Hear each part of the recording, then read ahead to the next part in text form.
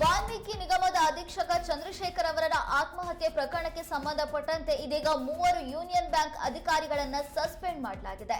ಹಣ ವರ್ಗಾವಣೆ ಆರೋಪಕ್ಕೆ ಸಂಬಂಧಪಟ್ಟಂತೆ 3 ಅಧಿಕಾರಿಗಳನ್ನು ಸಸ್ಪೆಂಡ್ ಮಾಡಲಾಗಿದ್ದು ಬ್ಯಾಂಕ್ನಿಂದ ಸಿಬಿಐಗೆ ಪತ್ರವನ್ನು ಬರೆಯಲಾಗಿದೆ. ತನಿಖೆ ನಡೆಸುವಂತೆ ಸಿಬಿಐಗೆ ಯೂನಿಯನ್ ಬ್ಯಾಂಕ್ನಿಂದ ಪತ್ರವನ್ನು ಬರೆಯಲಾಗಿದೆ. ಈ ಹಿಂದೆಯೇ 6 ಪುಟಗಳ ಡೆತ್ ನೋಟ್ ಅನ್ನು ಬರೆದಿಟ್ಟು ಚಂದ್ರಶೇಖರನ್ ಅವರು ಆತ್ಮಹತ್ಯೆ ಮಾಡಿಕೊಂಡಿದ್ದಂತ ಸಂದರ್ಭದಲ್ಲಿ ಆ ಬ್ಯಾಂಕ್ನಲ್ಲಿಯೂ ಕೂಡ ಅವ್ಯವಹಾರ ನಡೆದಿದೆ ಅನ್ನುವಂಥದ್ದು ಆ ಡೆತ್ ನೋಟ್ ನಲ್ಲಿ ಉಲ್ಲೇಖವಾಗಿತ್ತು. ಬ್ಯಾಂಕ್ನಿಂದಲೂ ಕೂಡ ಅವ್ಯವಹಾರಕ್ಕೆ ಸಹಕರಿಸಿದ ಆರೋಪ ಇತ್ತು. ಆ ಹಿನ್ನೆಲೆಯಲ್ಲಿ ಇದೀಗ ಯೂನಿಯನ್ ಬ್ಯಾಂಕ್ನ 3 ಅಧಿಕಾರಿಗಳನ್ನ ಸಸ್ಪೆಂಡ್ ಮಾಡಲಾಗಿದೆ. ಹಣ ವರ್ಗಾವಣೆಗೆ ಸಹಕರಿಸಿದ ಆರೋಪದ ಮೇಲೆ 3 ಅಧಿಕಾರಿಗಳನ್ನ ಸಸ್ಪೆಂಡ್ ಮಾಡಲಾಗಿದೆ.